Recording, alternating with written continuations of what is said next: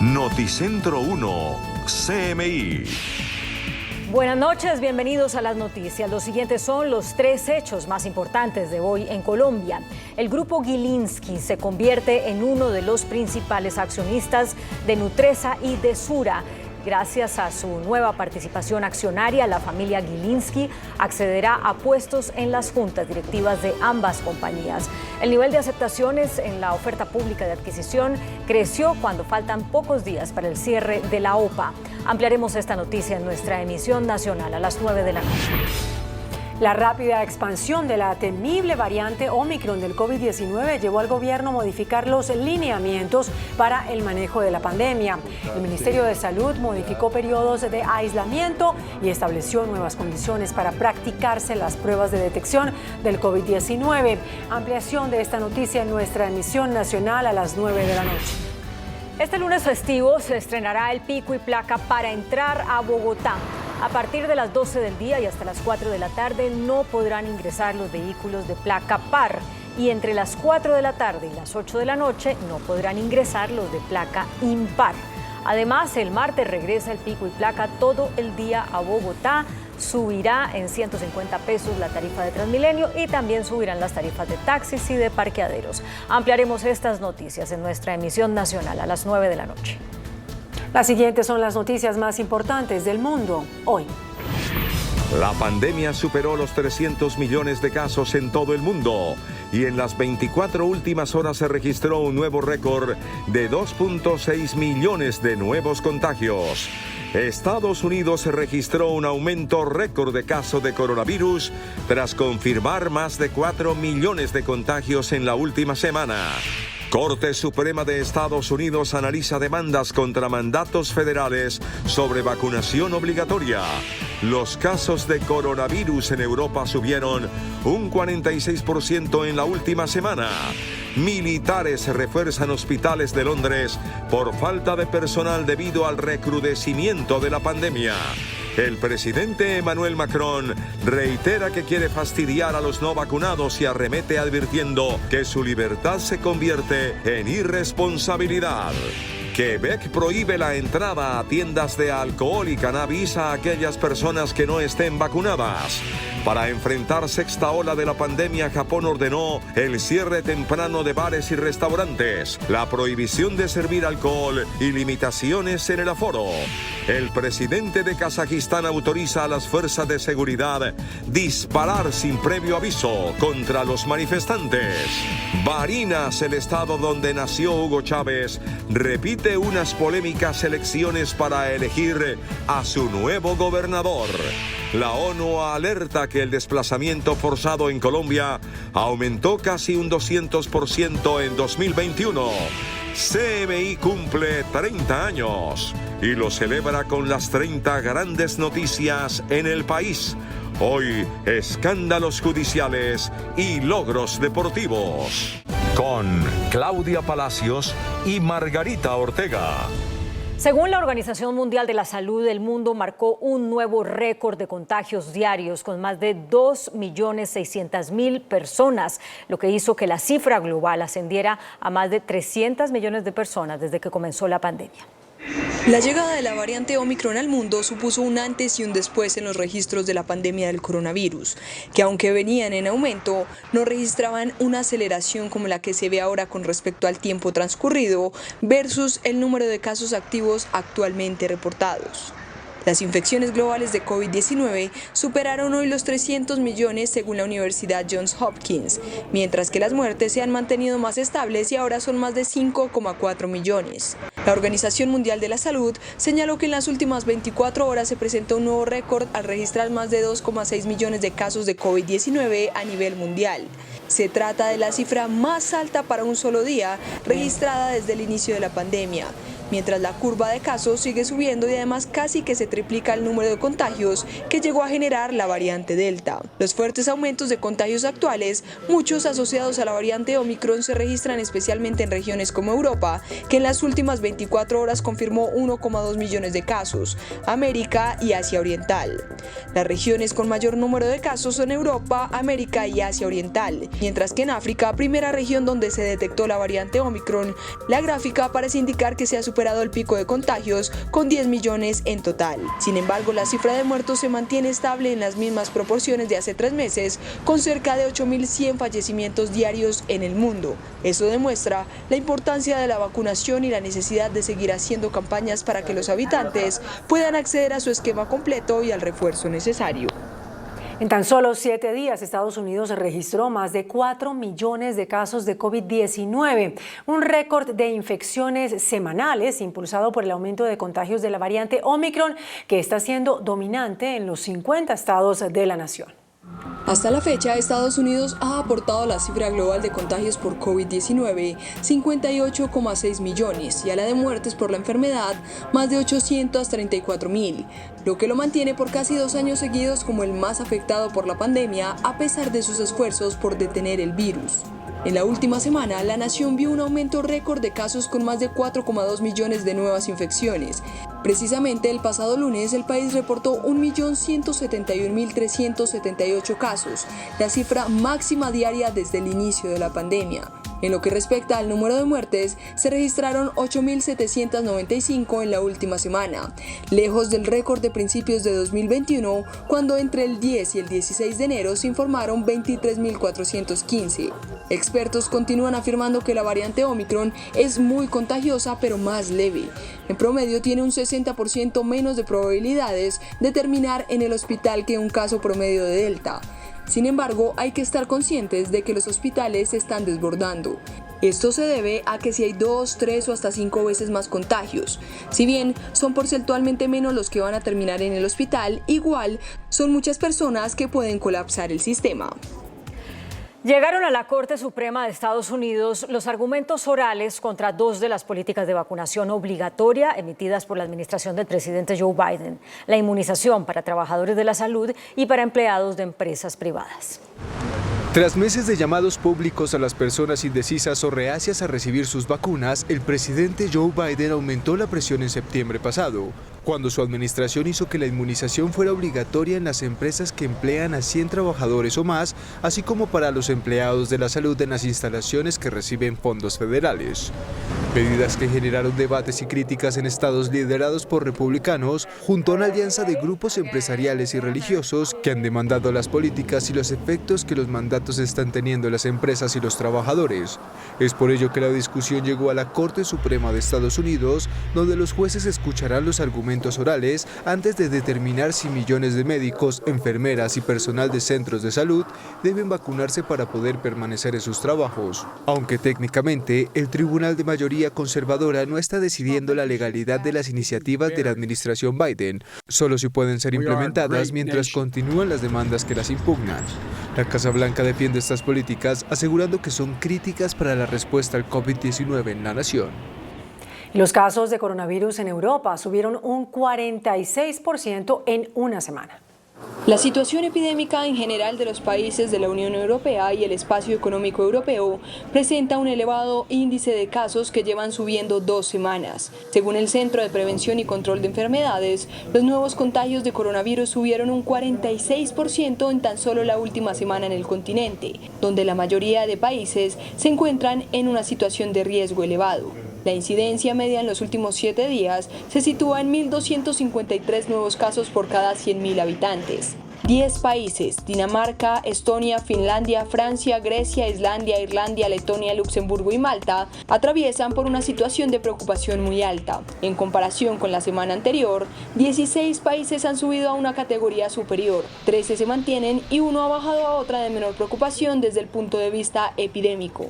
La tasa de mortalidad, por su parte, es de 50,6 por cada millón de habitantes, un 9% menos que la semana anterior, pero aún en niveles elevados. El 72,9% de la población de la Unión Europea ha recibido al menos una dosis de la vacuna contra la COVID-19. El 68,5% ha completado la pauta y el 28,5% ya tiene la dosis de refuerzo. El presidente de Francia, Emmanuel Macron, reiteró sus polémicas declaraciones sobre querer fastidiar hasta el final a las personas no vacunadas. Agregó que la libertad de estas personas se convierte en una irresponsabilidad y ante las fuertes críticas, por lo que dijo, Macron aseguró que lo único que lo impresiona es la situación actual provocada por el recrudecimiento de la pandemia. No solo asumió sus afirmaciones, Emmanuel Macron también reiteró su posición pese a la fuerte polémica que desató en Francia. El mandatario, que aseguró querer fastidiar hasta el final a los no vacunados, reconoció que algunos pudieron haberse sentido impresionados por la manera de hablar que parece coloquial, pero sostuvo sus palabras y por el contrario volvió a criticar a quienes se rehúsan a inmunizarse, calificándolos de irresponsables. Quand certains font de leur liberté qui devient une irresponsabilité un slogan, non seulement ils mettent en danger la vie des autres, mais ils restreignent la liberté des autres. Et ça, je ne peux pas l'accepter. Et je ne peux pas laisser prospérer dans notre pays des débats qui consisteraient à dire « ne les soignons pas par ces choix ». Non, et je l'ai dit aussi très clairement. Macron reiteró que su estrategia para salir de la crisis sanitaria se basa en vacunar, vacunar y más vacunar. Y ante el aluvión de críticas tanto de izquierda como de la ultraderecha, el presidente aseguró que lo único que lo impresiona es la situación actual provocada por el recrudecimiento de la pandemia. Las personas que no estén vacunadas en la región de Quebec, en Canadá, no podrán comprar alcohol ni cannabis. Quebec, la provincia canadiense más afectada por la variante Omicron del COVID-19, tomó medidas de restricción contra los no vacunados para protegerlos de sí mismos y hacerles entender que deben quedarse en casa. El ministro de Salud anunció que a partir del 18 de enero, los comercios que venden alcohol y cannabis solo serán accesibles a las personas que exhiban un certificado de vacunación. En los próximos días, se agregarán otros negocios no esenciales a la lista en lugares donde se requerirá el pase. En Quebec, casi el 82% de la población mayor de 5 años ha recibido 2 dosis de una vacuna anti-COVID y el 20% una tercera. Sin embargo, en los últimos días las hospitalizaciones se han disparado en una provincia donde el sistema de salud está debilitado por la falta de personal. Y Japón aprobó restablecer restricciones ante la creciente sexta ola de COVID-19 que golpea a esa nación asiática. Entrarán a regir el domingo. Al reconocer que la rápida propagación de Omicron está haciendo que se expanda en todo el país, el gobierno japonés tuvo que declarar la alerta epidémica ante la necesidad de tomar medidas lo antes posible. Esto para responder a la sexta ola de la pandemia que golpea este territorio. Japón aprobó la imposición de nuevas restricciones en 3 prefecturas en el sur y oeste del país para frenar el alarmante aumento de casos y las cuales entrarán en vigor el próximo domingo 9 de enero.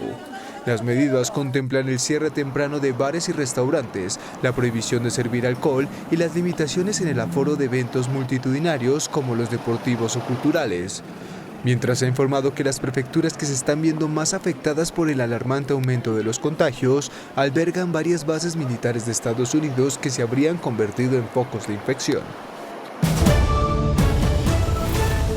Condenaron a cadena perpetua a los asesinos del joven afrodescendiente Ahmaud Arbery, a quien 3 hombres blancos cazaron y mataron con una escopeta mientras corría en 2020 por un barrio de la ciudad de Brunswick, en el estado de Georgia, en Estados Unidos. Según el juez del caso, Arbery salió a correr y terminó corriendo para salvar su vida, cuando el policía Gregory McMichael, su hijo Travis y su vecino William Rory Bryan lo persiguieron, lo acorralaron y lo asesinaron con un disparo a quemarropa. Inicialmente estos aseguraron que se trató de un arresto ciudadano. Los 3 implicados aún pueden ser condenados a la pena de muerte por cargo de crímenes de odio. Una fuerte nevada paraliza el noreste de Estados Unidos. Las grandes capas de nieve impiden la movilización y provocan grandes atascos. La fuerte nevada que cayó en buena parte del noreste de Estados Unidos paralizó este viernes transportes aéreos y perturbó el tráfico terrestre, así como la asistencia a los colegios ya afectados por la pandemia del COVID-19.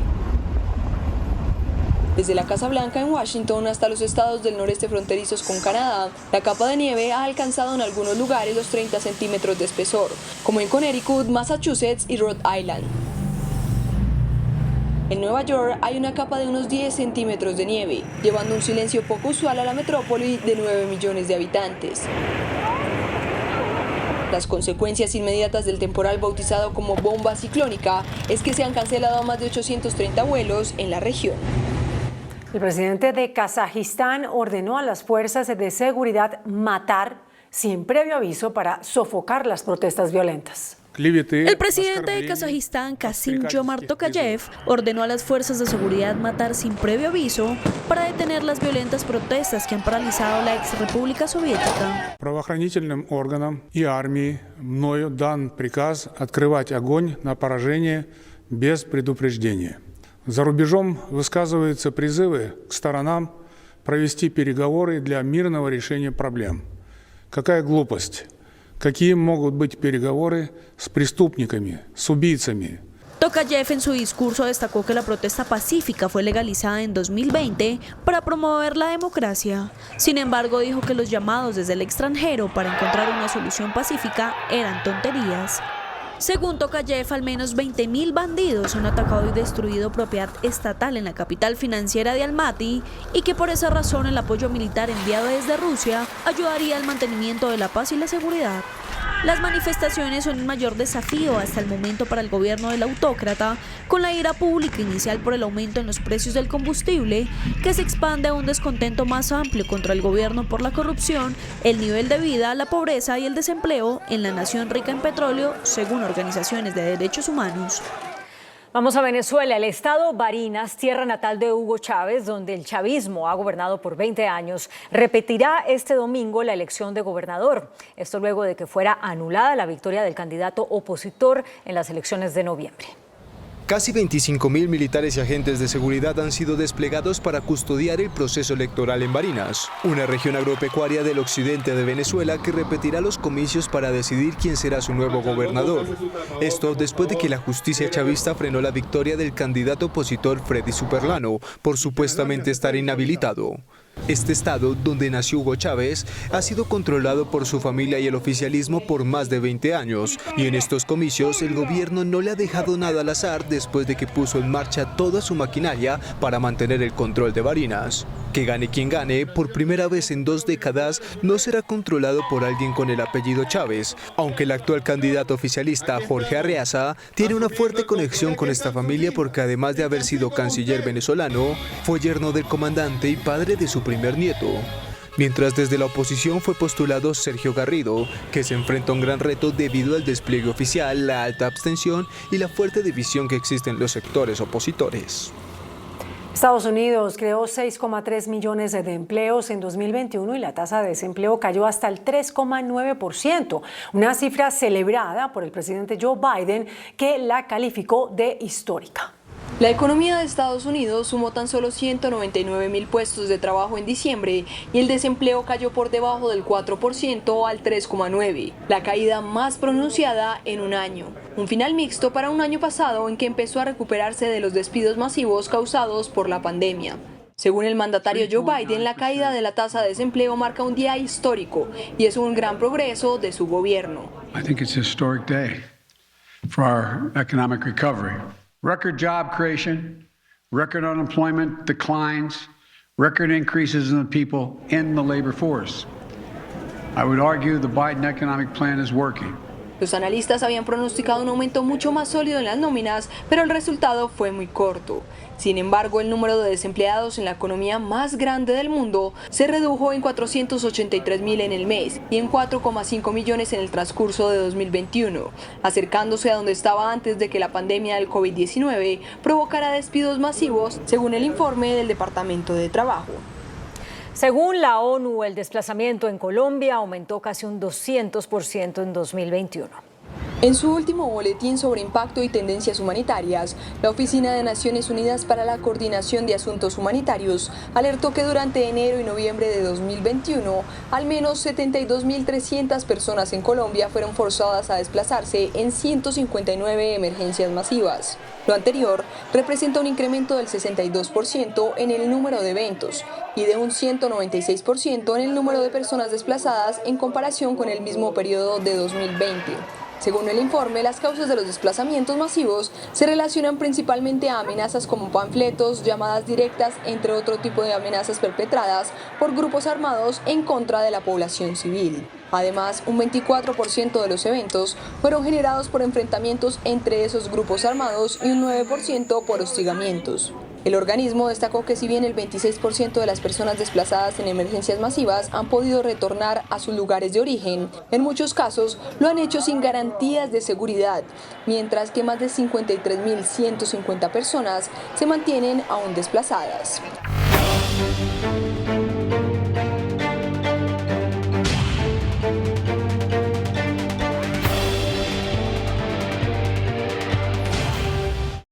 Bienvenidos al quinto y último capítulo del especial CMI 30 años. 30 años de historia. En este capítulo hablaremos de hechos y escándalos como el cartel de la toga, la tragedia del Colegio Agustiniano, la muerte del Nobel Gabriel García Márquez y los logros de nuestros deportistas. Iniciamos con el escándalo conocido como el cartel de la toga, un hecho que sacudió a la cúpula de la justicia colombiana, en el que se vieron involucrados 3 expresidentes de la Corte Suprema de Justicia y funcionarios de la Fiscalía General de la Nación. Magistrados y fiscales cobraron grandes sumas de dinero a cambio de incidir en decisiones judiciales en la Corte Suprema de Justicia y en la Fiscalía. A medida que la investigación avanzó, el escándalo aumentó y se conocieron nombres de congresistas, exgobernadores y de otros políticos que también estaban involucrados. En 2017, la toga, un símbolo de solemnidad en la justicia, fue ultrajada con el descubrimiento de un cartel criminal conformado, entre otros, por expresidentes de la Corte Suprema de Justicia. El exmagistrado José Leonidas Bustos Martínez es despojado de su investidura y ahora será juzgado por la Corte Suprema de Justicia, de la cual hizo parte. Es acusado de cometer 3 delitos. Concierto para delinquir, tráfico de influencias de servidor público y cohecho propio en calidad de coautor impropio.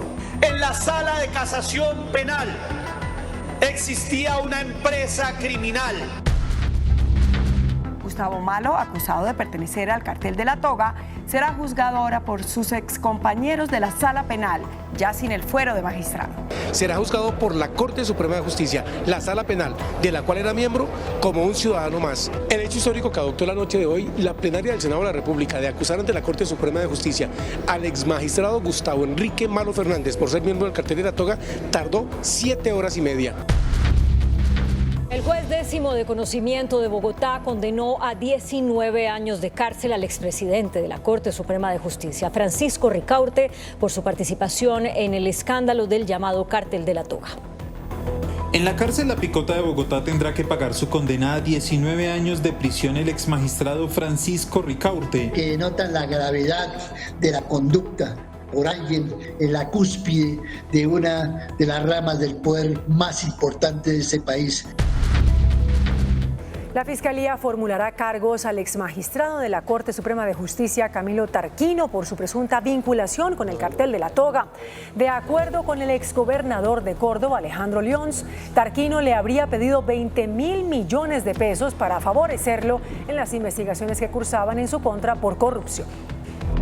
Del cartel que manipuló procesos judiciales en la Corte Suprema a punta de la exigencia de sobornos, también fue protagonista un exfiscal anticorrupción que pagó cárcel en Estados Unidos por recibir un soborno de uno de sus clientes. En las próximas horas será presentado ante una corte de Miami el exfiscal anticorrupción Luis Gustavo Moreno para que responda por el delito de conspiración para el lavado de activos. Luis Gustavo Moreno fue extraditado a Estados Unidos con el principio de oportunidad aprobado, lo que garantiza, según su defensa, que colaborará con la justicia colombiana. Entre los clientes del cartel figuraron el también condenado gobernador de Córdoba, Alejandro Lyons, el exgobernador del Valle, Juan Carlos Abadía, y los exsenadores Musa Besaile Fayad y Álvaro Ashton. Pero mi abogado de confianza. CMI conoció en exclusiva el escrito de acusación contra el senador Musa Besaile por el escándalo del cartel de la toga. La Corte Suprema de Justicia afirmó que el senador Musa Besaile pagó conscientemente los 2.000 millones de pesos que le exigieron a cambio de no proferir una orden de captura en su contra dentro del proceso de parapolítica que adelanta el alto tribunal. Los expresidentes de la Corte Suprema, Francisco Ricaurte y Gustavo Malo, fueron condenados por el que quizá sea el peor escándalo de corrupción en las altas cortes. El 8 de diciembre de 1982, Gabriel García Márquez recibió el Premio Nobel de Literatura, un escritor al que la Academia Sueca calificó como profundamente comprometido políticamente con los pobres y débiles de su país. Creador de un universo propio conocido como Macondo y de una narrativa a la que llamamos realismo mágico. Para la Academia, Gabo se comparaba con escritores de la talla de William Faulkner y Honoré de Balzac. Gabo, como era más conocido nuestro premio Nobel, partió de su mundo de mariposas amarillas el 17 de abril del 2014 en Ciudad de México, donde vivía desde que se exilió, luego de recibir amenazas de muerte de parte de quienes no toleraban sus posiciones políticas. Cuando el reloj marcaba las 2 de la tarde y 35 minutos hora de Ciudad de México, se apagó la vida de Gabriel García Márquez. Y qué mejor que rendirle homenaje con sus propias palabras sobre un tema que era recurrente en sus relatos, la muerte. Decía Gabo, uno no escribe varios libros, uno escribe un solo libro a lo largo de toda su vida. Digamos que es un libro con muchos volúmenes. Mientras la vida siga, uno sigue escribiendo. Lo que más me dolerá es que el último episodio, que seguramente será muy interesante y fundamental en la vida de uno, que es el de la muerte, es el único que no podré escribir. En uno de sus escritos de mayo del 88 titulado Entregaré un bolívar de carne y hueso, publicado en el diario El Nacional de Caracas, Gabo decía que morir es una discusión de ausentes. Se daba a leer libros de caballerías. Escribía Gabo, a la muerte se le tiene mucho miedo o mucha confianza. La muerte es muy injusta. Es la única pregunta con respuesta. Lo único a lo que sabemos llegaremos todos. Pero entonces ya no estaremos aquí para hablar de ella. Y parafraseando uno de sus libros, El general en su laberinto, decía Gabo, en la revista Gente en septiembre de 1996, en una nota titulada El escritor en su laberinto, lo único de la muerte es que es para siempre. Gabo decía, al escritor no lo mata nadie, ni siquiera la muerte. Nuestro Gabo entró al Olimpo de los inmortales. Uno de los más ambiciosos proyectos de infraestructura en Colombia, el más grande en materia de hidroeléctricas, no ha estado exento de escándalos. Se espera que Hidroituango, ubicado sobre el río Cauca, genere el 16% de la demanda de energía en Colombia y abastezca a 8 millones de personas. En el proyecto, que debía entrar en funcionamiento a finales del 2018, según la Contraloría General de la República, ha habido un daño patrimonial que a junio de 2019 excedía en 95% el valor inicialmente planeado. La trama involucra a 26 funcionarios y contratistas del proyecto, exgobernadores de Antioquia, entre ellos un candidato presidencial, y a un exalcalde de Medellín. En 2010 comenzó la construcción de Hidroituango. Se esperaba que prendiera sus turbinas a finales de 2018, pero en abril de ese año una grave emergencia frustró las expectativas y afectó la vida de los habitantes aledaños al proyecto. Extra en CMI. Buenas noches y atención. Las autoridades declararon la alerta roja en los municipios antioqueños de Valdivia, Tarazá y Cáceres, ubicados en la ribera del río Cauca, por un movimiento súbito en la montaña donde se construye la represa de Hidroituango. Buenas noches, hoy fue evacuado totalmente de empleados el proyecto hidroeléctrico Ituango. La alerta máxima vuelve a todas las comunidades ribereñas del río Cauca. El gerente de EPM advierte que el peor escenario es que este derrumbe caiga sobre el vertedero. Por protección se ordenó evacuar a todo el personal de la obra. Con tristeza, los 790 damnificados de Puerto Valdivia observan lo poco que les quedó. Sus casas y calles quedaron convertidas en escombros luego de la creciente del río Cauca. Hubo miedo en ese momento sobre una eventual ruptura de la represa y las nefastas consecuencias que ello traería, pero la solución para recuperar los niveles habituales del río Cauca fue verter agua en la casa de máquinas. Lo cierto es que en este momento el futuro, la viabilidad de Hidroituango está en manos de la naturaleza.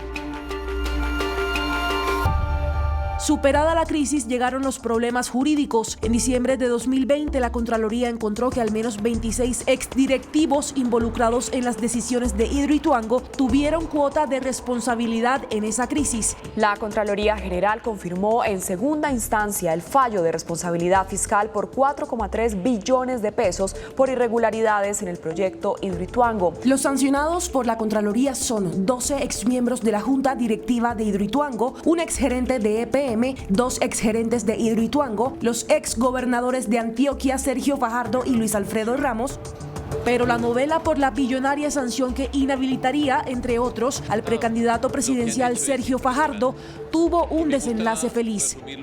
Desde aquí de la sede nacional de la Contraloría, la aseguradora Mapfre y las empresas públicas de Medellín acaban de suscribir un acuerdo de pago por 3.9 billones de pesos, es decir, el 90% de la sanción fiscal que impuso la Contraloría por las irregularidades en el proyecto Hidroituango.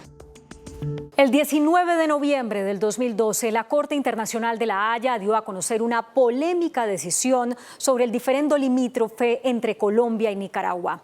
Si bien el organismo internacional reconoció la soberanía colombiana sobre San Andrés, Providencia y Santa Catalina, le entregó a Nicaragua grandes extensiones del mar que rodea los cayos de Quitasueño y Serrana. El entonces presidente Santos acusó al tribunal de cometer graves errores al trazar la línea de delimitación marítima que Colombia no puede aceptar. En diciembre de 2001, Nicaragua demandaba a Colombia ante la Corte Internacional de Justicia de La Haya. Su pretensión buscaba ampliar su delimitación marítima y lograr soberanía sobre el archipiélago de San Andrés, Providencia y Santa Catalina. Una jugada que abiertamente desconocía el Tratado Esguerra-Bárcenas firmado entre los dos países y que establecía como frontera el Meridiano 82. 6 años después, la Corte se pronunció y ratificó la soberanía de nuestro país sobre el archipiélago de San Andrés, Providencia y Santa Catalina, pero decidió entregar a Nicaragua 75.000 kilómetros cuadrados de espacio marítimo que pasaron a constituir zona exclusiva económica de Nicaragua. El presidente Juan Manuel Santos anuncia plan de emergencia para San Andrés con el fin de contrarrestar los efectos negativos del fallo de la Corte Internacional de Justicia de La Haya. El expresidente Álvaro Uribe asegura que se debe rechazar el fallo de la Corte Internacional de Justicia. Buenas noches. El presidente Juan Manuel Santos aseguró que el gobierno no va a ahorrar ningún esfuerzo para defender los derechos de todos los habitantes del archipiélago de San Andrés, al tiempo que anunció un plan especial de inversiones para la isla. Los más afectados con el fallo de la Corte Internacional de Justicia son los pescadores porque perdieron los bancos de pesca de los que derivan el sustento. El presidente Santos dice que ellos son una prioridad del gobierno. Nuestras Fuerzas Armadas, nuestra Marina va a defender sus derechos. Una de las noticias políticas más relevantes de estos 30 años es la marcada influencia que ha tenido sobre los hilos del poder el dirigente antioqueño Álvaro Uribe Vélez, desde cuando fue elegido presidente de la República en la primera vuelta presidencial de los comicios del 2002. De los 30 años que está cumpliendo CMI este año, Álvaro Uribe lleva 20 decidiendo directamente sobre el quehacer político nacional. Juro a Dios y prometo al pueblo cumplir cumplir fielmente la Constitución y las leyes de Colombia. Tras su elección en el 2002, cuando Colombia estaba a puertas de convertirse en un estado fallido por el incremento exponencial de las acciones terroristas de las guerrillas y los paramilitares, Uribe llegó con su política de seguridad democrática que les asestó duros golpes a las FARC y desmovilizó en un cuestionado proceso de sometimiento a la justicia a los grupos paramilitares. Luego de un cambio constitucional que así lo permitió, Álvaro Uribe fue reelegido para un segundo periodo. Con una influencia y dominio del Estado en 2010 y tras el intento fallido de una segunda reelección, los colombianos eligieron al que dijo Uribe.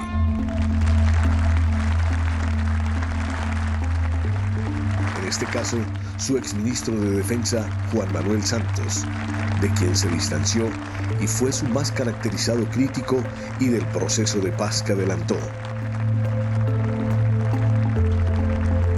En contra de este proceso, liderado por Santos, Uribe logró vencer en el plebiscito del domingo 2 de octubre de 2016, mediante el cual se buscaba refrendar los acuerdos con los desmovilizados de las FARC. Con el triunfo del no en su bolsillo en las elecciones de 2018, luego de 8 años de mandato de Juan Manuel Santos, los colombianos volvieron a votar por el que dijo Uribe. En esta ocasión, el joven senador Iván Duque Márquez. Eso que desconocía. Y aunque había dicho que no iba a participar activamente en política, sino hasta cuando resolviera sus líos judiciales que lo tienen acusado en un proceso por supuesta manipulación de testigos, Álvaro Uribe Vélez ha recobrado en las últimas semanas protagonismo mediático en contra de lo que él llama peligro de que a Colombia llegue el castrochavismo, representado en el candidato presidencial de izquierda Gustavo Petro. De ahí su advertencia de ojo con el 2022. En este 2022, precisamente, Álvaro Uribe cumple 20 años de vigencia política diaria, lo que le ha significado un deterioro en su imagen de aceptación entre los colombianos. De porcentajes cercanos a los 90 puntos que tuvo el expresidente y jefe máximo del Centro Democrático, partido mayoritario en el Congreso, hoy ronda escasamente los 20 puntos de aceptación. Una tragedia que tocó las fibras de los colombianos ocurrió el 28 de abril del 2004. 21 estudiantes del Colegio Agustiniano Norte de Bogotá murieron en un siniestro que involucró una camabaja de 40 toneladas que transitaba por el costado occidental de la avenida Suba. En sentido contrario se desplazaba el bus escolar. El conductor de la camabaja perdió el control y una máquina recicladora de cemento que cargaba cayó desde una altura de 10 metros sobre el bus que transportaba a los estudiantes, arrancándoles la vida a 21 de ellos. Una de las mayores tragedias que ha sufrido Bogotá ocurría el 28 de abril de 2004. Niño herido relata la tragedia y narra el milagro de su salvación. Conductor que provocó tragedia sería acusado de homicidio culposo. 21 niños estudiantes del Colegio Agustiniano del Norte y 2 adultos perdían la vida sepultados por una máquina de asfalto que cayó sobre ellos. Aunque han pasado más de 17 años, el dolor de la tragedia aún es una realidad en las familias de las víctimas de estos 21 ángeles. El niño de segundo de primaria relató cómo ocurrió el accidente y cómo logró salvar su vida. Como todos los días, Sergio Andrés Polanía salió del Colegio Agustiniano del Norte y tomó el bus escolar con la ruta número 12, esa que todos los días lo transportaba a Suba a Compartir, después de las 2:30 de la tarde. Según Sergio, algo inexplicable ocurrió. Se vio atrapado y asfixiado en medio de una tragedia de la que él solo recuerda cómo se salvó. Yo estaba muy asustado porque de pronto se iba a volcar el bus, entonces me salí rápido y un hombre me ayudó a salir.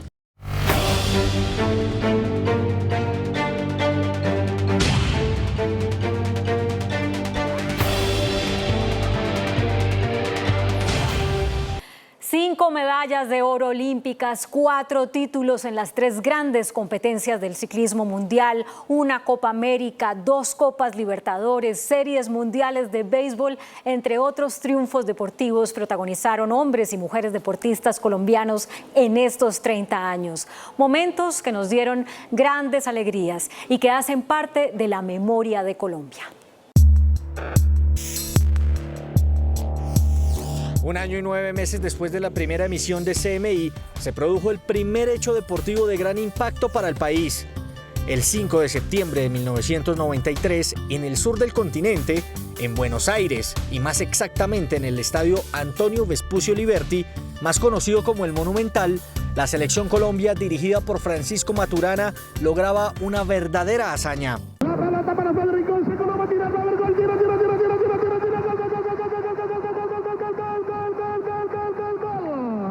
Por la última fecha de las eliminatorias, rumbo al Mundial de Estados Unidos 1994 y visitando a la Argentina dirigida por Alfio Basile, Colombia no solo derrotó contra todos los pronósticos a la por entonces bicampeona de América, lo hizo ganándole 5-0, acabando con un invicto de 33 partidos y clasificando directamente a su tercera Copa del Mundo. Fue una jornada inolvidable para los nuestros y para los argentinos, que se rindieron ante la demostración hecha por la generación, liderada por Carlos El Pibe Valderrama, Freddy Rincón, Faustino Asprilla y compañía. Un 5-0 que nadie, ni los brujos, ni los apasionados, ni los periodistas, ni nadie se atrevió a augurar. Hasta el día de hoy, Argentina no ha vuelto a saber lo que es perder por 5 goles como local.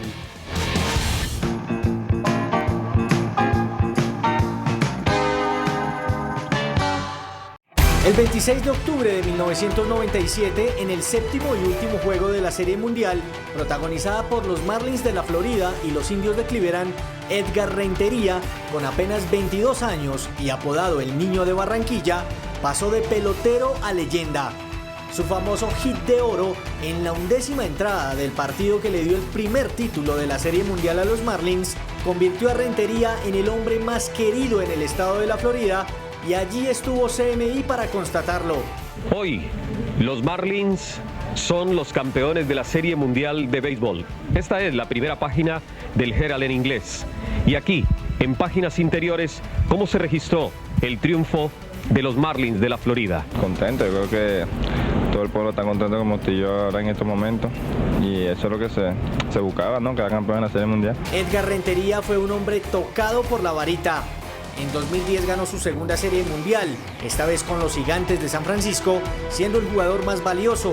Pero en el recuerdo de todos los colombianos y de los hinchas de los Marlins, quedará para siempre el hit de oro. La noche del 20 de septiembre del 2000 se partió en dos la historia del deporte colombiano. En los Juegos Olímpicos de Sydney, en el levantamiento de pesas, María Isabel Urrutia, nacida en Candelaria Valle, ganaba la medalla de oro para nuestro país, la primera en 104 años de historia del olimpismo moderno, siendo la pionera de una generación de atletas que empezó a mirar a lo más alto del podio.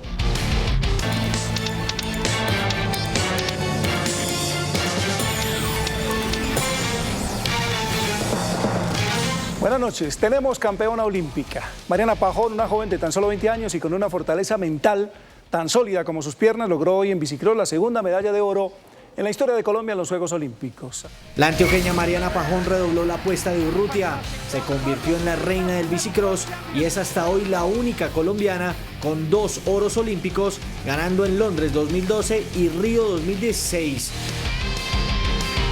Precisamente, Río fue el clímax para Colombia a nivel olímpico.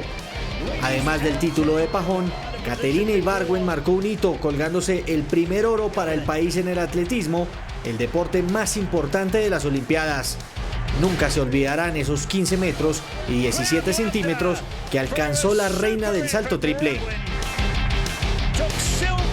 ¿Qué tal? Muy buenas noches. Óscar Albeiro Figueroa Mosquera. Una alegría enorme para toda Colombia. Había sido medalla de plata en Londres 2012 y dijo, voy por el oro, voy por más, y hoy lo logró. Óscar Figueroa, pesista como Urrutia, fue el primero y hasta ahora único hombre colombiano en ganar un oro olímpico. 5 oros olímpicos y 4 apellidos, Urrutia, Pajón, Ibargüen y Figueroa, que eternamente estarán en lo más alto del deporte colombiano.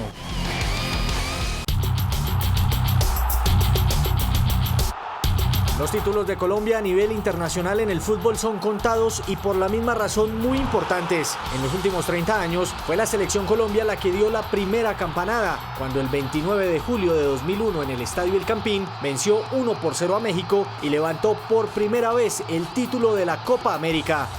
Fueron muchas las cosas buenas que dejó la Copa América para nuestro país y para nuestra selección de fútbol. Es hasta el momento el único título a nivel de mayores de la tricolor.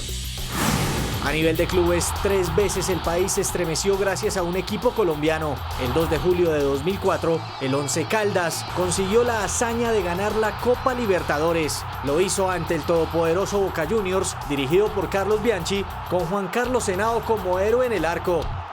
Vamos a la fiesta que vive hasta ahora, la locura que vive hasta ahora la ciudad de Manizales. Juan Alberto. Muy buenas noches, Adolfo. Aquí continúa la celebración y realmente la arena se ha apoderado de las calles en este importante triunfo que ha conseguido el Once Caldas, coronándose campeón de la Copa Libertadores. 11 años después, el 9 de diciembre de 2015, con el Campín otra vez como testigo, Independiente Santa Fe vencía por penales a Huracán de Argentina y ganaba por primera y hasta hoy única vez para Colombia la Copa Sudamericana. Lo trabajamos, lo luchamos y nada, agradecido con Dios se nos dio. El título cardenal se celebró hasta la madrugada. Fiesta plena, fiesta santafereña tras la obtención de la Copa Sudamericana. 120 minutos de... El ciclo ganador culminó al año siguiente, el 27 de julio de 2016, cuando Atlético Nacional venció a Independiente del Valle de Ecuador y se convirtió por segunda vez en campeón de América. Atlético Nacional se consagró por segunda vez en su historia campeón de la Copa Libertadores de América. 4 grandes títulos del fútbol colombiano que se pesan en oro en los últimos 30 años. El siglo XXI trajo para Colombia su época dorada en el ciclismo. Y no nos cansamos de celebrar la espectacular victoria de Santiago Botero, hoy campeón mundial, al cronómetro en los campeonatos que se cumplen en Bélgica. El 10 de octubre de 2002, Santiago Botero en Zolder, Bélgica, conseguía lo inimaginable. En la prueba contrarreloj, el antioqueño se convirtió en campeón mundial. Hoy parece improbable que tremenda hazaña se repita. Nairo Quintana abrió una nueva era en las grandes vueltas para Colombia. El boyacense se llevaba 2 etapas y el título como campeón del Giro de Italia en el 2014. 2 años después, el de Cómbita emuló lo hecho por Lucho Herrera en el 87 y se quedó con la Vuelta a España. Colombia de fiesta. Egan Bernal es el nuevo líder del Tour de Francia. Día histórico para el ciclismo colombiano y mundial. En una etapa 19 que tuvo que ser suspendida por una tormenta de nieve, Egan Bernal, quien marchaba en la punta de carrera, se convirtió en el nuevo líder de la clasificación general del Tour de Francia. De Zipaquirá surgió otro fenómeno de la bicicleta, que en el 2019 le dio al ciclismo colombiano su triunfo más importante. El Tour de Francia fue la guinda del pastel para un pedalismo colombiano que siempre avisaba que podría ser el mejor, pero que ese 28 de julio por fin se hizo realidad. Hola, buenas noches. Egan Bernal volvió a demostrar toda su categoría al ganar la etapa reina del Giro de Italia y aumentar su ventaja en la general individual. Bernal, que apunta a ser el más grande del ciclismo colombiano, el año pasado le sumó al Tour de Francia el título del Giro de Italia, al que llegó con dolencias de espalda que no le impidieron ganar su segunda grande y la quinta para el país. Y así terminamos el quinto y último capítulo del especial CMI 30 años de historia. Este equipo, dirigido por Yamid Ahmad, les agradece estas 3 décadas de sintonía y continúa comprometido en llevarles a ustedes siempre las noticias de Colombia y el mundo.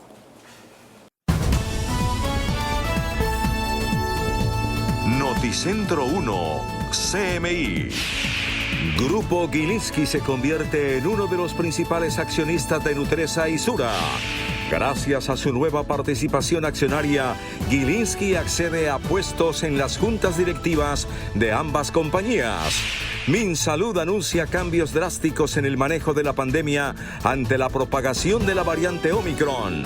Se reduce el tiempo de aislamiento y se modifican condiciones para la aplicación de pruebas.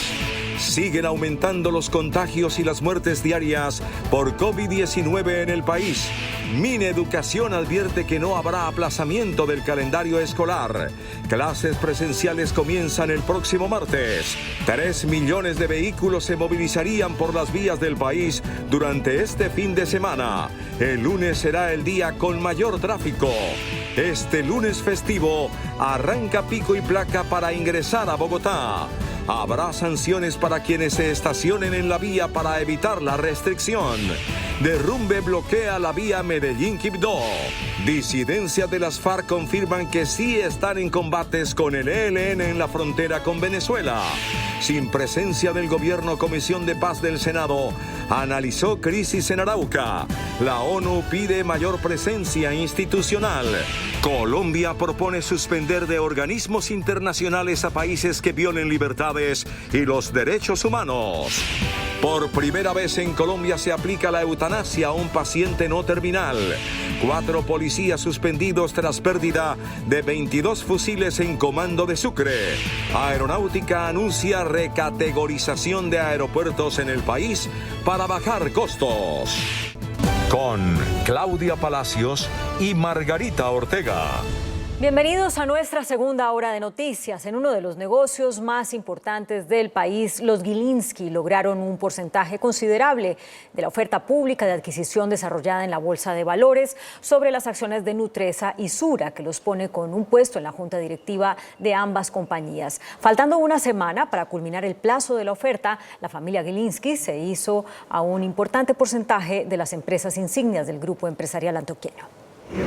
Al cierre de la semana y en un movimiento sorpresivo creció el número de aceptaciones de la oferta pública de adquisición para la compra de las acciones de Nutresa y Suramericana de Inversiones propuesta por los Gilinski. La OPA, que registraba bajos números por la negativa de venta de sus mayores accionistas, dieron un giro en la jornada de este viernes y a pocos días del plazo de cierre de operación en la Bolsa de Valores de Colombia. Los Gilinski obtuvieron una participación accionaria en ambas compañías que les da la opción de llegar a sus juntas directivas. En el caso de Nutresa se registró el 15,58% de aceptaciones, que representan 71.345.103 acciones. Para Sura se obtuvo 13,84%, unas 64.759.707 acciones. Una de las comisionistas al frente de la OPA dio su reporte. Con esto ya se posiciona Gilinski como el segundo accionista mayoritario más importante en ambas compañías,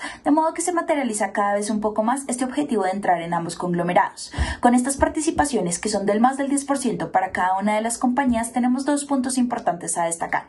En primera instancia, acrecentan las probabilidades de que se den ambas OPAs, especialmente porque de seguro martes y miércoles vamos a seguir teniendo salidas de vendedores para la oferta, de modo que van a seguir creciendo estos niveles de aceptaciones y con ello la participación que va a conseguir Grupo Gilinski en ambas compañías. Las ofertas sobre ambas empresas marcaron una tendencia alcista sobre las acciones en el mercado de capitales del país. Ambas compañías tuvieron un comportamiento positivo. Grupo Sura Ordinaria avanzó 1,50% a 29.120 pesos, mientras Nutresa avanzó el 5,33% y se ubicó en 30.020 pesos. Esto a su vez generando o enviando un ambiente positivo al resto del mercado accionario. Cabe recordar que la OPA sobre Sura concluye el 11 de enero, mientras la de Nutresa el 12 de enero. El Ministerio de Salud anunció hoy cambios en el manejo de la pandemia para hacer frente a la contagiosa variante Omicron del COVID-19.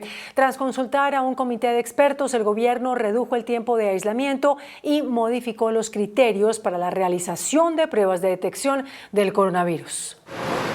Por recomendación del consenso de expertos, el Ministerio de Salud cambió los lineamientos frente al COVID-19. Se modifica el periodo de aislamiento.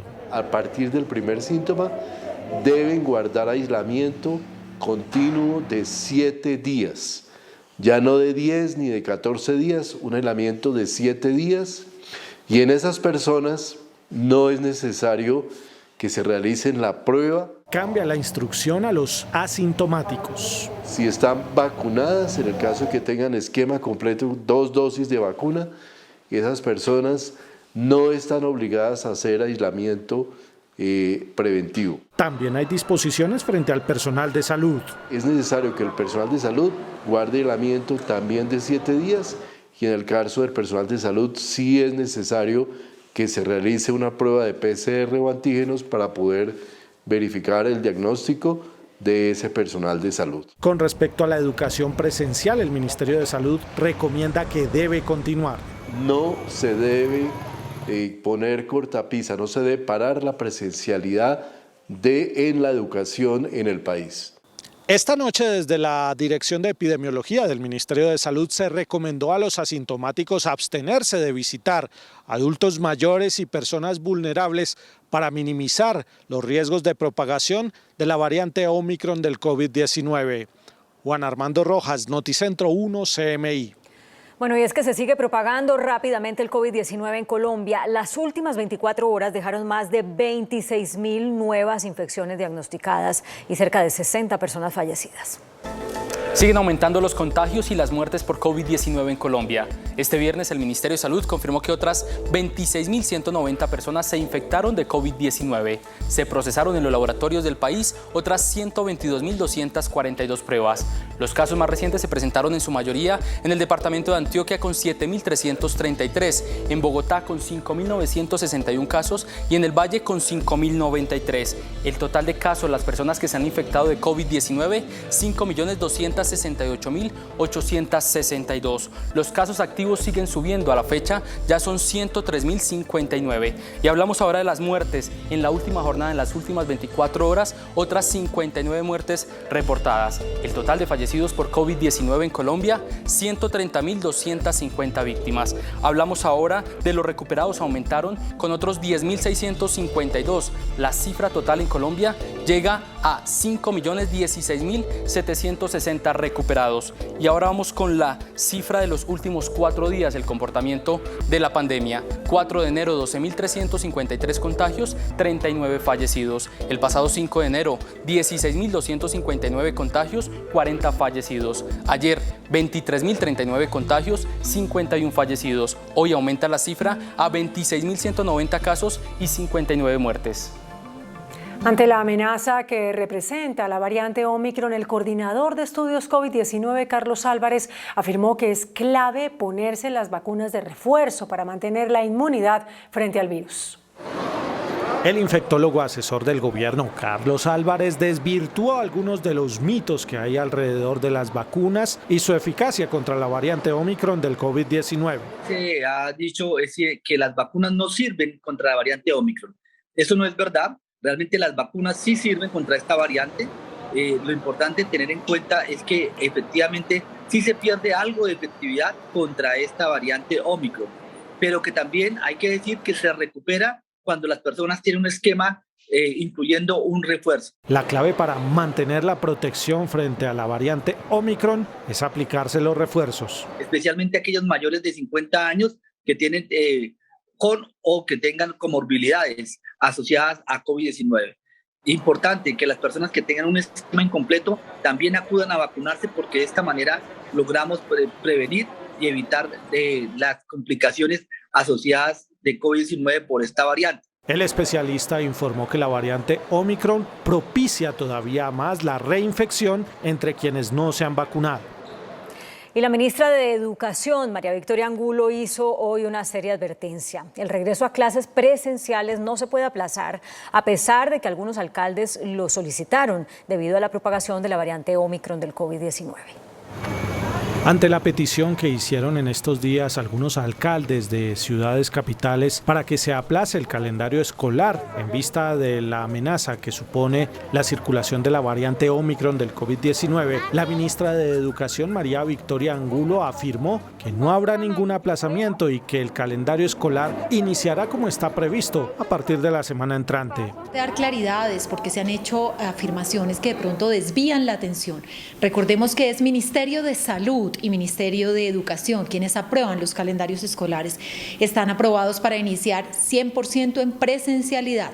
Y ese es el llamado a autoridades locales y al trabajo que tenemos que hacer con toda la comunidad educativa. Recordó que una reciente resolución, la 2157, en su parágrafo tercero, establece que el servicio educativo, incluyendo alimentación escolar, transporte y actividades curriculares complementarias, continuará presencial. Los colegios públicos y privados. Tenemos evidencia contundente, nacional e internacional, que deja ver que es fundamental el retorno. El Ministerio de Educación reportó inversiones por 1.200.000 millones de pesos en adecuación de colegios para regresar a la educación presencial.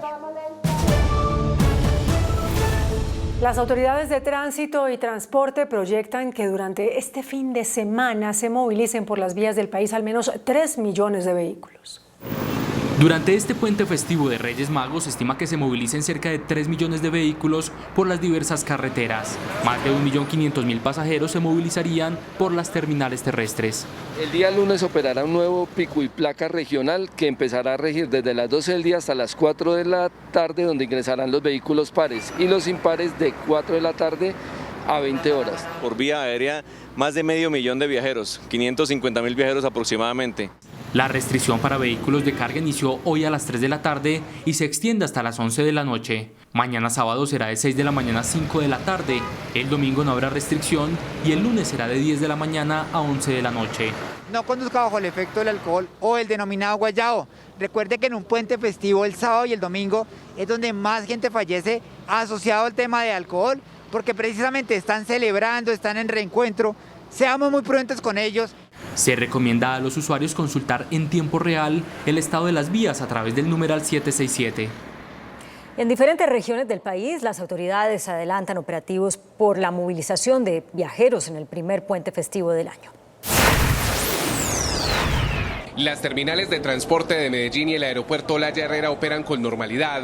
Las medidas de bioseguridad se extremaron. Durante el Puente de Reyes se espera que lleguen y salgan más de 350.000 pasajeros. Los destinos turísticos con más afluencia son los municipios de Marinilla, El Peñol, Cocorná y Alejandría en el oriente antioqueño, Venecia en el suroeste y Necoclí en el Urabá.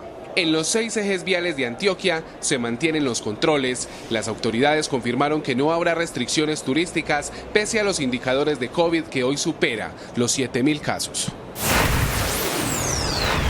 Las carreteras de Bolívar están vigiladas e inspeccionadas por la policía del departamento en un plan éxodo que permite el desplazamiento de 55.000 vehículos por las vías, según detalla el coronel Néstor Pineda, comandante de la policía del departamento de Bolívar. Tras la espera de un balance totalmente positivo, las autoridades del departamento de Bolívar dan recomendaciones a los viajeros y conductores para que prime la seguridad y la convivencia en los lugares que visitan.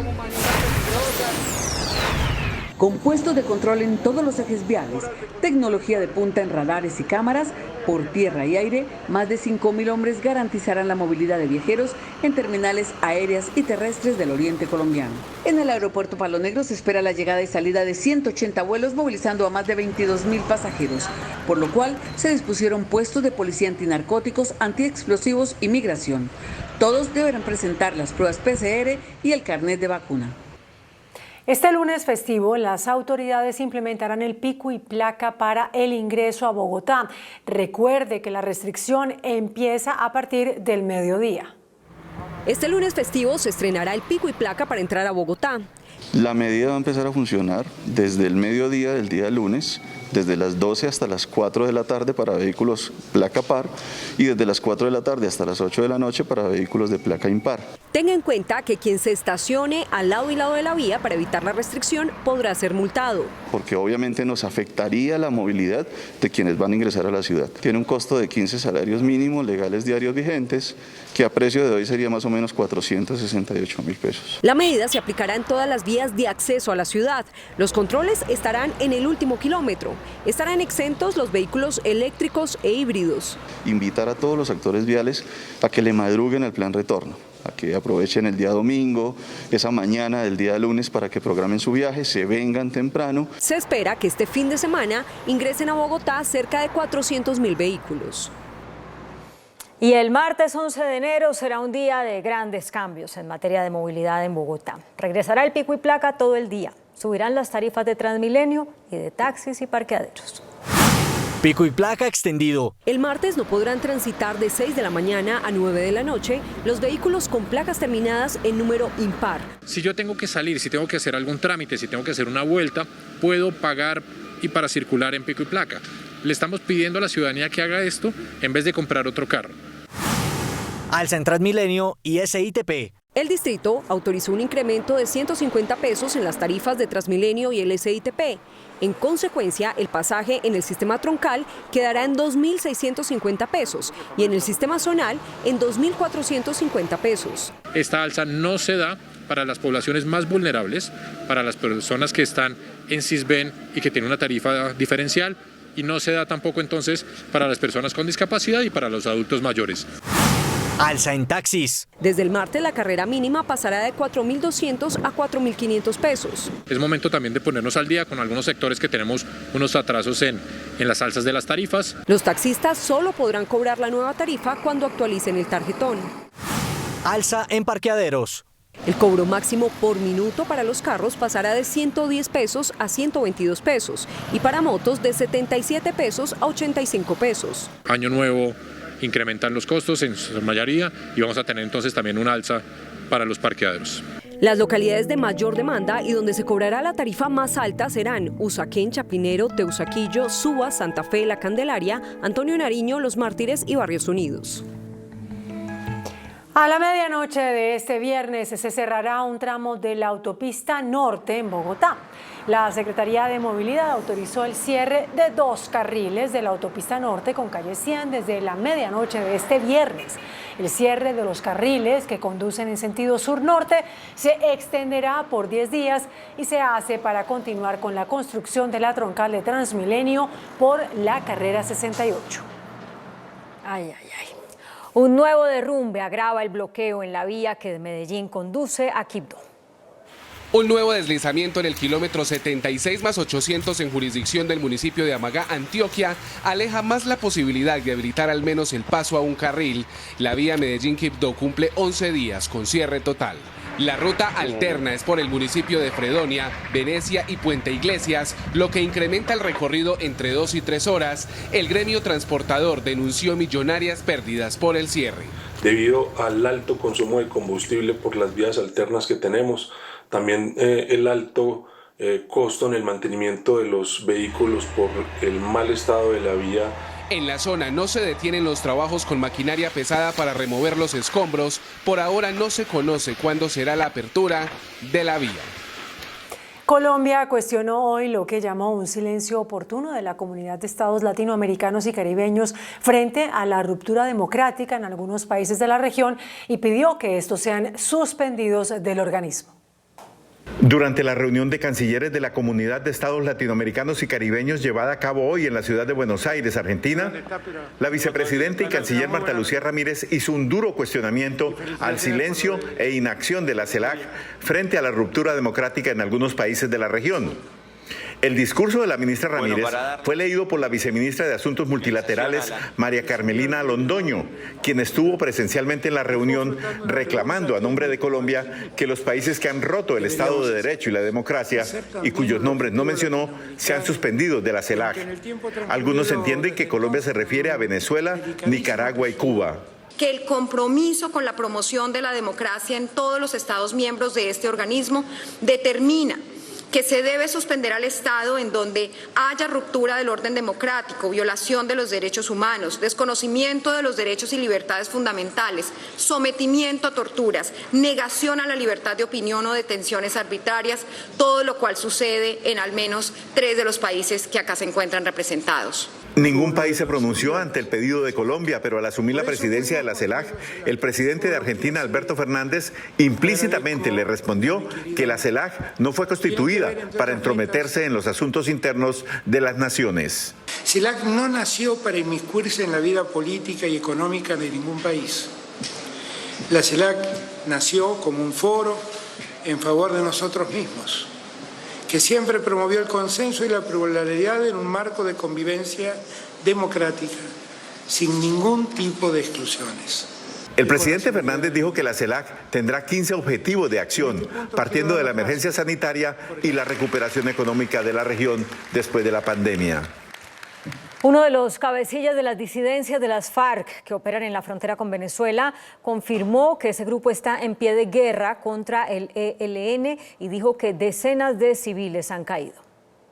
En este video que conocieron en las últimas horas los organismos de seguridad del Estado, un sujeto que se identifica como Antonio Medina y dice ser el comandante del Frente 28 de las disidencias de las FARC, informa que desde el 2 de enero el ELN está atacando campamentos de los frentes 10, 47 y 28 y zonas pobladas de Arauca, con este balance. En unos combates absurdos de que no se deberían presentar, han perdido la vida, tanto como combatientes de ellos como combatientes de nosotros. Más de un centenar de civiles que el ELN los han ajusticiado. El cabecilla de las disidencias en Casanare aseguró que contra su voluntad van a responder a los ataques del ELN. Compañeros del ELN, si es que son compañeros y son revolucionarios. Les daré la pelea con honor, sin manchar mi dignidad matando un civil o amigo de ustedes. Alias Antonio Medina sostiene que no es cierto, como lo afirma el ELN, que las disidencias de las FARC sean responsables de las muertes de Romaña, el Paisa y de otros de la llamada Segunda Marquetalia en Venezuela. Sin la presencia de funcionarios del gobierno, la Comisión de Paz del Senado debatió hoy la crítica situación de orden público que afecta al departamento de Arauca. Mandatarios de la región dijeron que los asesinatos vienen dándose desde hace meses. Lo primero que hizo la Comisión de Paz del Senado fue censurar la inasistencia del gobierno nacional en cabeza del ministro de Defensa, del comisionado de Paz y del comandante de las fuerzas militares, quienes estaban citados a debatir la situación de Arauca. De manera desobligante y poco responsable, no acudieron, poco democrática, no acudieron a esta sesión especial de la Comisión de Paz en los términos que aquí se ha planteado. Lo segundo, repudiar los hechos violentos y exhortar a las guerrillas a no afectar la población civil. Un llamado muy serio al ELN y a las disidencias de FARC para que cesen de manera inmediata cualquier acción que cause, como lo está causando, daños y costos en vidas a la población de Arauca. Y lo tercero, el diagnóstico que hicieron autoridades locales, como el alcalde encargado de Fortún, quien dice que la violencia no es cuestión de los últimos días. Los asesinatos se vienen dando de forma, digamos, irregular, pero sí durante todo el año. El orden público no solamente nos está azotando ahora, el orden público nos ha azotado ya desde hace mucho tiempo aquí en este municipio. Y el llamado de la ONU a que haya mayor presencia institucional. Esta situación que estamos viviendo ahora, esta emergencia, ha desbordado la capacidad institucional y presupuestaria local. Y a los órganos de control para que ausculten las denuncias sobre supuesta contratación a favor de las guerrillas y grupos armados irregulares en Arauca. Incluso nóminas de funcionarios y servidores públicos han sido cooptados por esos grupos al margen de la ley. La Comisión de Paz tendrá una próxima sesión en el departamento de Arauca. Y desde Indepaz instaron al gobierno nacional a dialogar diplomáticamente con Venezuela para solucionar la grave situación de orden público en Arauca. Según Indepaz, la situación en Arauca es de geopolítica internacional. Biden ha dicho que va a mandar 25 tanques a la frontera con Venezuela por el lado de La Guajira, y Venezuela dice que cuenta con el apoyo de fuerzas especiales de Cuba y también de Rusia en ejercicios militares que hacen de entrenamiento. El presidente de Indepaz ve crucial que desde el gobierno nacional entablen un diálogo diplomático con Venezuela. Pues que en una sola semana, al comenzar el año, tengamos más de 24 muertos, 52 desaparecidos, reclutamiento de menores, poblaciones confinadas y inminencia de desplazamiento de más de 3.000 personas, pues es una situación gravísima en la frontera y una situación que exige una intervención especial, no solamente de presencia de nuevos batallones, como dice el gobierno, sino una intervención especial utilizando además la vía diplomática para buscar un diálogo y una colaboración entre las fuerzas militares colombianas y las fuerzas bolivarianas. El próximo jueves 13 de enero a la medianoche vence el plazo para la inscripción de cédulas de quienes quieren cambiar su puesto de votación para las elecciones a Congreso de la República. Durante este fin de semana, las registradurías auxiliares de todo el país atenderán al público desde las 8 de la mañana hasta las 5 de la tarde. Martes, miércoles y jueves, el horario se extenderá hasta las 7 de la noche. Y en la página web y en la aplicación de la registraduría, la inscripción digital de cédulas será hasta la medianoche del jueves 13 de enero. La Procuraduría llamó a juicio disciplinario al exgobernador de San Andrés, Ronald Housney, por presuntas irregularidades en un contrato. Ronald Housney, condenado a 15 años de prisión por adjudicar contratos a financistas de su campaña, fue llamado a juicio por la Procuraduría, esta vez por haber adjudicado un contrato de vigilancia por 1.985 millones de pesos a la firma Su Oportuno Servicio.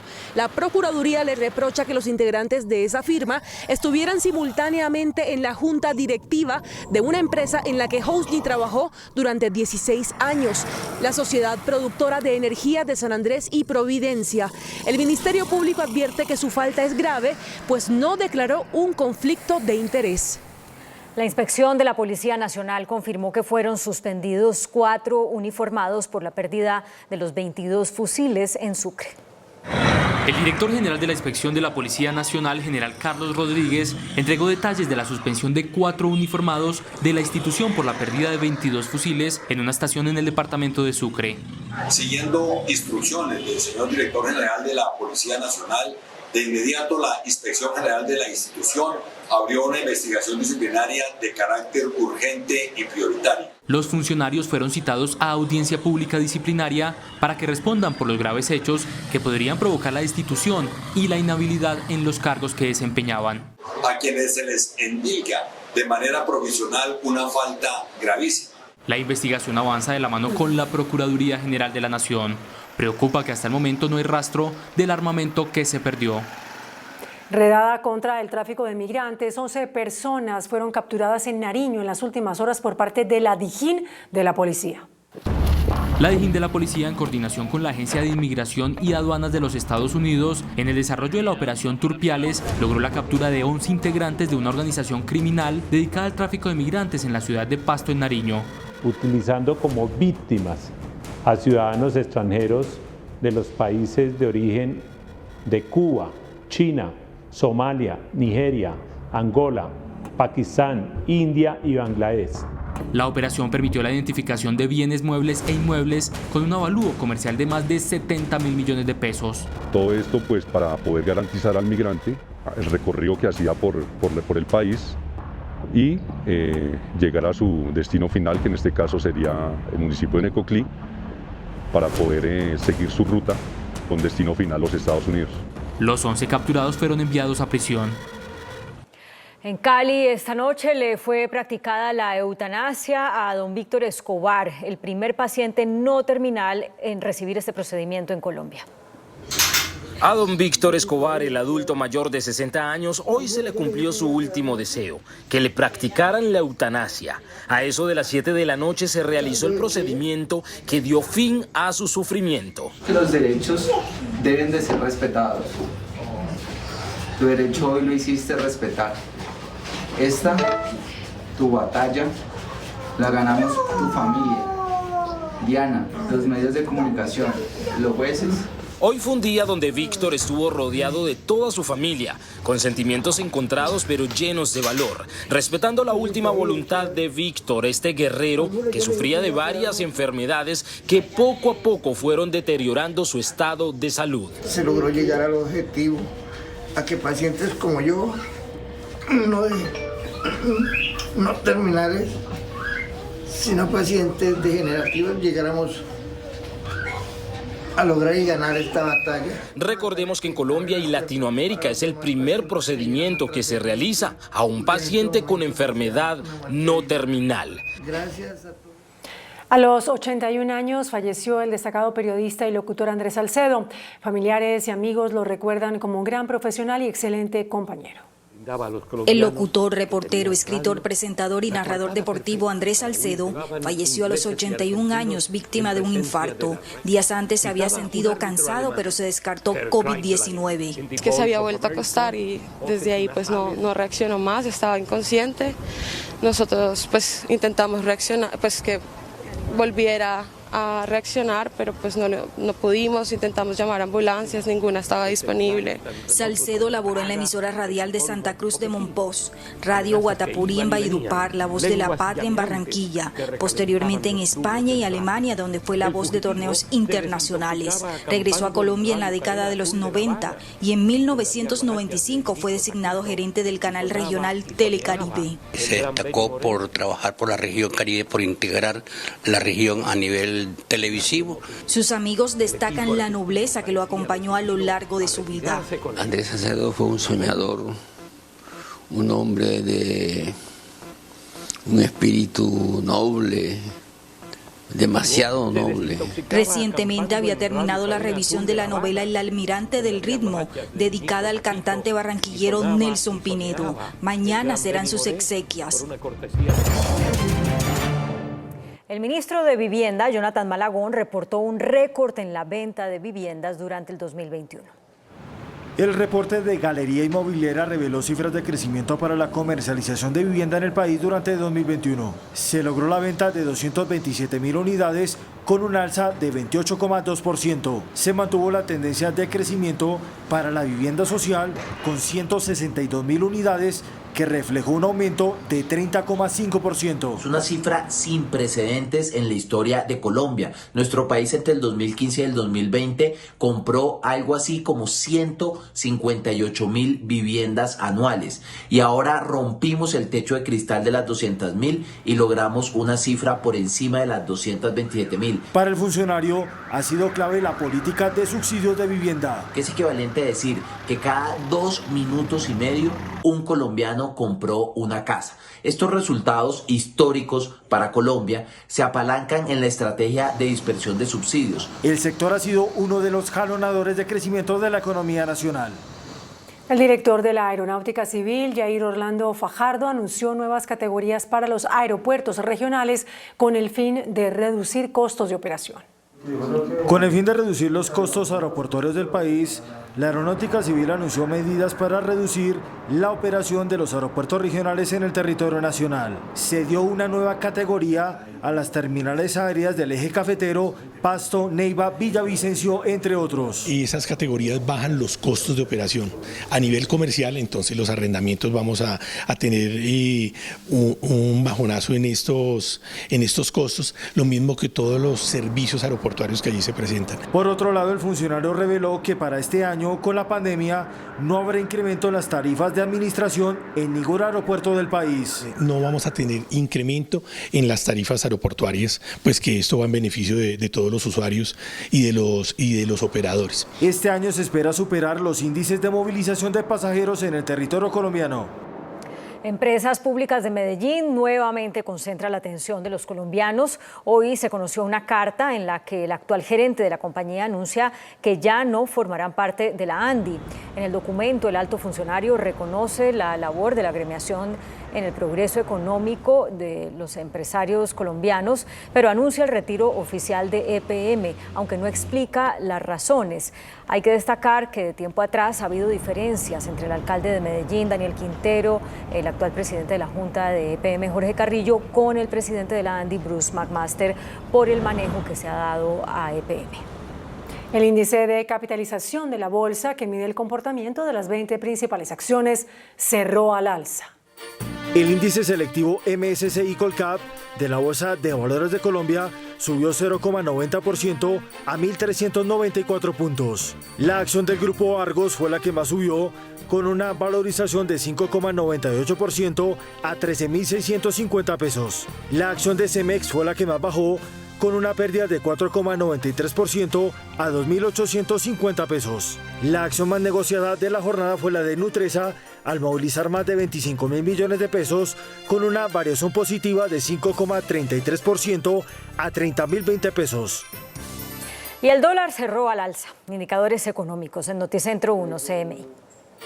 La tasa representativa del mercado que regirá hasta el próximo lunes será de 4.043 pesos con 46 centavos.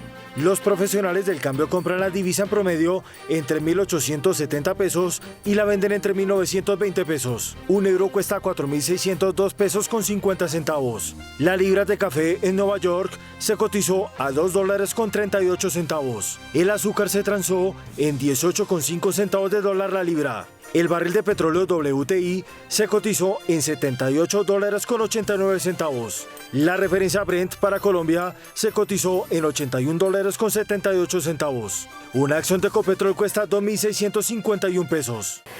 Atención, hace pocos minutos se presentó un voraz incendio que consumió una edificación en donde funcionaba una discoteca en el sur de Bogotá. El hecho se presentó en el barrio Claret, en la localidad Rafael Uribe Uribe. Hasta el momento no hay cifra confirmada de personas heridas.